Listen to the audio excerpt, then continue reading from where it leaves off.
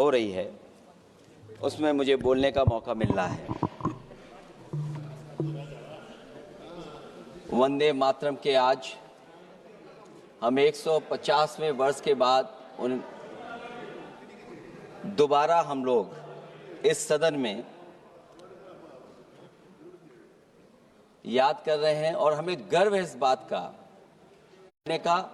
एक माध्यम बनाता था वो वंदे मातरम के गाने पर। आज जब 150 वर्ष हो रहे हैं मुझे बोलने का मौका मिला, इसके लिए मैं आपका बहुत बहुत आभार और धन्यवाद देता हूं। ये वंदे मातरम जिस तरह के हमारे पूर्व में कांग्रेस पार्टी के नेता गौरव गोगोई ने जो बात रखी, उस भावना से जोड़ता हुआ और वंदे मातरम की भावना से जुड़ता हुआ जिस समय कलकत्ता के कांग्रेस के अधिवेशन में रविन्द्रनाथ टैगोर जी ने गीत गाया, उसके बाद लोकप्रियता इसकी आम लोगों के बीच पहुंच गई। और जब कभी भी लोगों को अंग्रेजों के खिलाफ लड़ना होता था तो यही वंदे मातरम का नारा दे करके लोगों को जोड़ने का काम करते थे। हमारा कोई भी आंदोलन रहा हो, स्वदेशी आंदोलन रहा हो, उसमें भी हम लोग इसी नारे के साथ चले। वंदे मातरम को लेकर के हम लोग इतना देश को एकजुट कर दिए कि अंग्रेज घबराने लगे। और जब अंग्रेज घबराने लगे तो जहां कहीं भी वो देखते थे कि ये नारा लग रहा है, वहां पर देशद्रोही का कानून लगाकर लोगों को जेल भेज देते। ये भी इतिहास है कि जिस समय बंगाल में बच्चों ने गाना गाया, इस गीत को अपने क्लासरूम में गाया, उस समय भी अंग्रेजों ने उनके खिलाफ मुकदमा लगा के उन्हें जेल भेजने का काम किया। ये वंदे मातरम अंग्रेजों ने बैन भी कर दिया। 1905 से लेकर के 1908 तक बैन कर दिया गया।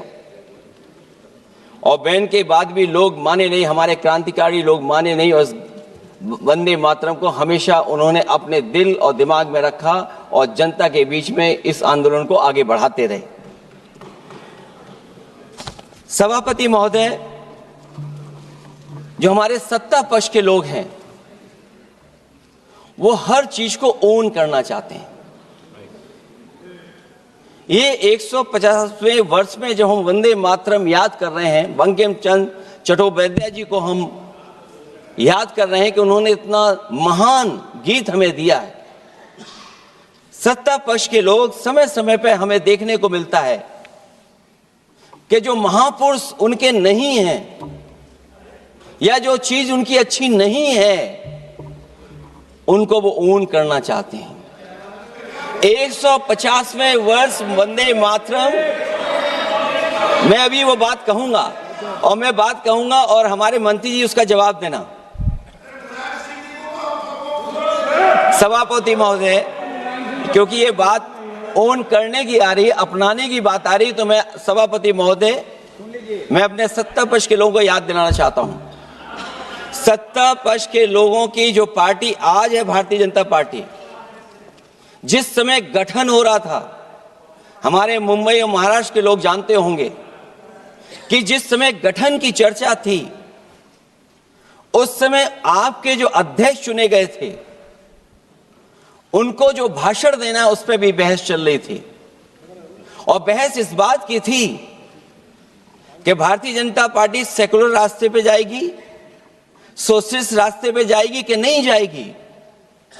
तमाम विरोध के बाद भी उस समय के उनके राष्ट्रीय अध्यक्ष जो चुने गए थे उन्होंने वही रास्ता अपनाया अपने भाषण में। समाजवादी आंदोलन, समाजवादी विचारधारा और सेकुलर रास्ता अपनाया। और वही नहीं जो उनका मंच था उसमें जयप्रकाश जी की तस्वीर लगा करके भी उन्होंने लोगों को ये भ्रम फैलाने की कोशिश की कि जेपी के रास्ते पर भारतीय जनता पार्टी चलेगी।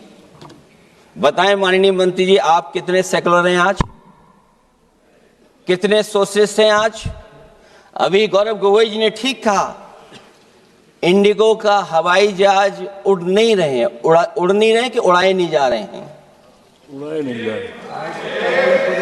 और क्या बात कही गई थी हवाई चप्पल कि गरीब भी उसमें चल सकेगा। इसलिए सभापति महोदय, मैं बात दूसरी तरफ नहीं ले जाना चाहता हूं। वंदे मातरम सिर्फ गाने के लिए नहीं है, निभाने के लिए भी होना चाहिए। सभापति महोदय, आज हम आकलन करें, पीछे मुड़ करके देखें कि हम इस वंदे मातरम को कितना निभा रहे हैं। जिस वंदे मातरम ने आजादी के आंदोलन में सबको जोड़ा, आज के दरारवादी लोग उसी से देश को तोड़ना चाहते हैं। ऐसे लोगों ने, सभापति महोदय, ऐसे लोगों ने पहले भी देश के साथ दगा किया और आज भी कर रहे हैं। ये चर्चा तो जोड़ने का काम करेगी ना अखिलेश जी, क्योंकि आज वंदे मातरम की चर्चा, वही मैं कह रहा हूँ, वंदे मातरम में जोड़ने का ही काम करेगी। वंदे मातरम कोई दिखावा नहीं है, ना ही राजनीति का विषय है। क्योंकि सभापति महोदय, हम जब ये चीज इनके विचारों से, इनके भाषणों से जब बाहर सुनते हैं तो ऐसा लगता है कि वंदे मातरम इन्हीं का बनवाया हुआ गाना है। जिन्होंने, सभापति महोदय, जिन्होंने आजादी के आंदोलन में भाग ही नहीं लिया है, वो वंदे मातरम का महत्व क्या जानेंगे। सच तो ये है कि सरफरोश लोग वंदे मातरम दिल से बोलते थे। उन आजादी के दीवानों के खिलाफ कुछ लोग अंग्रेजों के लिए जासूसी और मुखबिरी का भी काम करते थे। दरअसल ये राष्ट्रवादी नहीं बल्कि राष्ट्रविवादी लोग हैं। जहां विवाद करना हो, कभी अंग्रेज विवाद कर करके, डिवाइड कर करके, डिवीजन कर करके राज किया करते थे। सभापति महोदय, आज भी वही रास्ता कुछ लोग अपना रहे हैं। वो डिवीजन का रास्ता अपना रहे हैं, डिवाइड का रास्ता अपना रहे हैं, दरारवादी रास्ता अपना रहे हैं। इनका इतिहास खंगाला जाए कि इन्होंने आजादी के पहले और आजादी के बाद वंदे मातरम क्यों नहीं गाया। ये सभापति महोदय, आज जब हम वंदे मातरम पे इतनी चर्चा कर रहे हैं, जिस भाव से हम लोग यहाँ बैठे हैं, कम से कम ये भी खंगाला जाए इतिहास में कि वंदे मातरम कुछ लोगों ने कब गाया।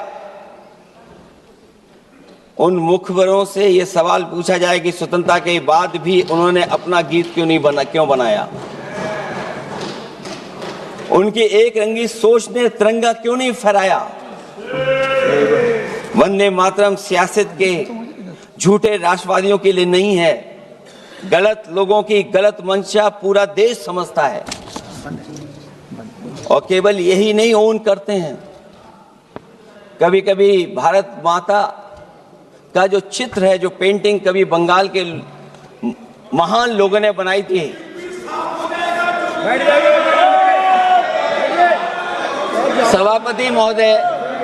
सभापति महोदय इनको देख लीजिए और फिर बैठ जाओ। सभापति महोदय, राजभर जी आप बैठिए, आपके नेता बोल रहे हैं। सभापति महोदय, वंदे मातरम का भाव ये भी था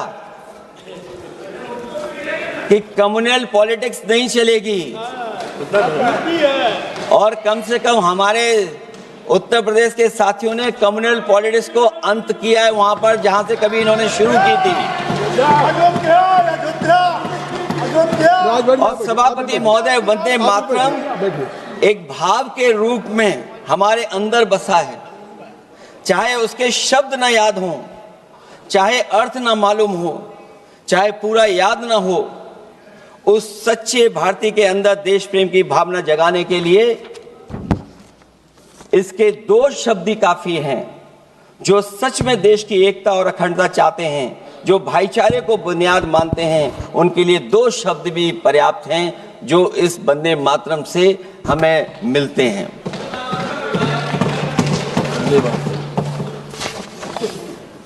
दूसरा किस्सा सुना दूं अध्यक्ष महोदय? सभापति महोदय, इनका इतिहास खंगाल लीजिए, पूरा निकाल लीजिए। चुनावी सभाओं में कभी बाबा साहब भीमराव अंबेडकर जी की तस्वीर ये लोग नहीं लगाते थे। ये बात अगर सही हो तो बता दो। और ये तस्वीर कब लगाना शुरू किए? इनका एक सहयोगी साथी संगठन, जिस समय समाजवादी पार्टी और बहुजन समाज पार्टी ने मिलकर के इन्हें उत्तर प्रदेश में हरा दिया था, उसी दिन के बाद से बाबा साहब भीमराव अंबेडकर की प्रतिमा और तस्वीर लगाने लगे।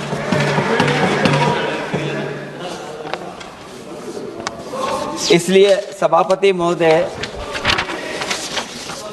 ये वंदे मातरम केवल गीत नहीं है, गीत के साथ साथ आज हमें ऊर्जा भी देता है। उस समय क्रांतिकारियों को ऊर्जा मिलती थी, एकजुटता का नारा था, हम साथ लेकर के चल रहे थे सबको, और देश के सभी लोगों ने जाति धर्म को भुला करके एक साथ मिलकर के वंदे मातरम के सहारे अंग्रेजों को भगाने का लगातार कोशिश की। और अंततः परिणाम ये हुआ कि जब देश जागा, वंदे मातरम के साथ साथ जय हिंद का नारा, इंकलाब जिंदाबाद का नारा लगा करके अंग्रेजों को इस देश से भगाने का काम किया। आज सभापति महोदय, जब हम चर्चा कर रहे हैं, हम कैसा देश बनाना चाहते थे और किस दिशा में हम लोग देश को ले जा रहे हैं। सभापति महोदय, मुझे अच्छा लगा कि प्रधानमंत्री जी ने वो बात याद दिलाई कि अंग्रेजों के जमाने में अगर बच्चे भी वंदे मातरम गा देते थे तो उन्हें देशद्रोही के कानून से जेल भेज दिया जाता था। आज जब हम आजाद हो गए हैं तो आज देखिए उत्तर प्रदेश में क्या हो रहा है कि जो प्राइमरी स्कूल है वो बंद किए जा रहे हैं। 26,000 से ज्यादा स्कूल बंद हो गए। और जब बच्चों को पढ़ाने के लिए हम लोगों ने जिम्मेदारी उठाई, पीढ़ी के समाज के लोगों ने जागरूक होकर के पढ़ाने की कोशिश की, तो कभी अंग्रेजों ने मुकदमा लगाया था बच्चों पर देशद्रोह का। आजादी के बाद भारतीय जनता पार्टी की सरकार ने वहां पर मुकदमे उन पे लगाए जो पढ़ने गए और जो पढ़ाने गए। तो इसलिए वंदे मातरम का भाव जो था, उसी भाव से जुड़ करके हम सब मिल करके इस देश को और मजबूत करें। यही हमारी भावना है, यही हमारी सदस्यों की भावना है। जब हम 150वें वर्ष में याद कर रहे हैं तो वहीं हम ये याद करें कि जिस भावना से वंदे मातरम को हम लोगों ने देश के सामने गा गा करके अंग्रेजों को भगा दिया, ये देश कैसे मजबूत हो, एकजुट कैसे हो, बिना भेदभाव के, और संविधान से कैसे चलें, क्योंकि ये संविधान से ही मिला हुआ हमें गीत है। इसलिए इस गीत के माध्यम से हम किसी पर टिप्पणी और किसी पर थोपने की कोशिश न करें और न किसी पे दबाव बनाने की कोशिश करें। आपका सभापति जी का बहुत बहुत धन्यवाद। डॉक्टर कौकोली घोष।